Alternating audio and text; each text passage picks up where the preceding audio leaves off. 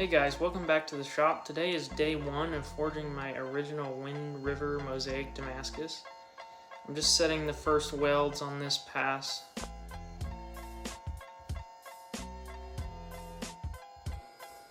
Now I'm forging the corners to start to create our C shape.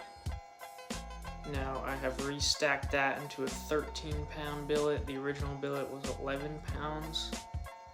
Then I'm going to restack that on a 4-way under the squaring dies, and then it gets tiled out, and stay tuned to see the finished pattern.